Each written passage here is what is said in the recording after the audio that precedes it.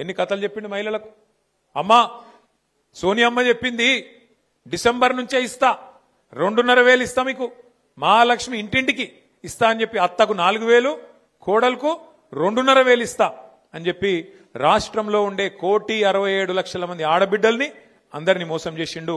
వాళ్ళ ఏ ఒక్కరికి కూడా 2 ఏళ్ల తర్వాత కూడా ₹1 ఇచ్చింది లేదు. మీదికెళ్ళి పెద్ద పెద్ద మాటలు చెప్తుండు. మహిళలందరినీ 1,00,00,000 మంది మహిళలనట, 1,00,00,000 మంది మహిళల్ని కోటీశ్వరులు చేస్తా అంటుండు.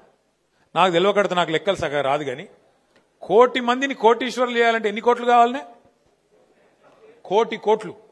నీ బడ్జెట్ ఎంత? నీ బడ్జెట్ ఎంత? 2.5 లక్షల కోట్లు, 3 లక్షల కోట్లు. 1,00,00,000 మందిని కోటీశ్వరులు చేయాలంటే అంటే ఇంకెన్ని రోజులు ఈ అబద్ధాలు? 2 ఏళ్ళు అయిపోయాయి. 1,00,00,000 మందిని కోటీశ్వరులు చేస్తా అన్నాడు. ఆడపిల్లలు లగ్గం చేసుకుంటే కేసీఆర్ ₹1,00,000 ఇస్తుండు కదా, నేను తులం బంగారం ఇస్తా. వచ్చిందా అవలకన్నా తులం బంగారం? ఇంకా చెప్పుకుంటా పోతే ఒకటి కాదు. ఇక చదువుకున్న వాళ్ళకి స్కూటీలు ఇస్తా, 420 ఉన్నాయి. ఏం చెప్పాలి, ఎన్ని చెప్పాలి? 420 420 హామీలు, నోటికి వచ్చిన అడ్డమైన అబద్ధాలు చెప్పుకుంటా సంపుకొని మొత్తానికైతే ఇవాళ గద్దెనెక్కి కూర్చున్నాడు. కూర్చొని ఏం చేసిండు మరి? 2 ఏళ్ళు మీకు నెలకు ₹1,000 ఎత్తా అన్నాడు. నెలకు ₹1,000, 24 నెలలు అయిపోయాయి. నెలకు 1,000, 6.5 లక్షల మంది ఆటో డ్రైవర్లు అనుకో. నెలకు ఎంత అవుతుంది? 6.5 లక్షలు ఇంటూ 1,000 అంటే 65 కోట్లు.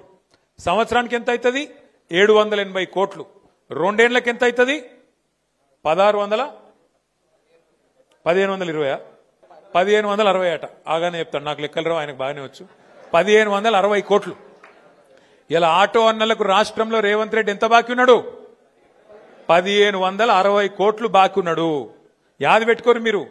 కాంగ్రెస్ వాడు మళ్ళా ఓటాడితే చెప్పాలి, బిడ్డ బాకీ ఉన్నావు, అదేవాడు కడతాడు రా అని అడగాలి.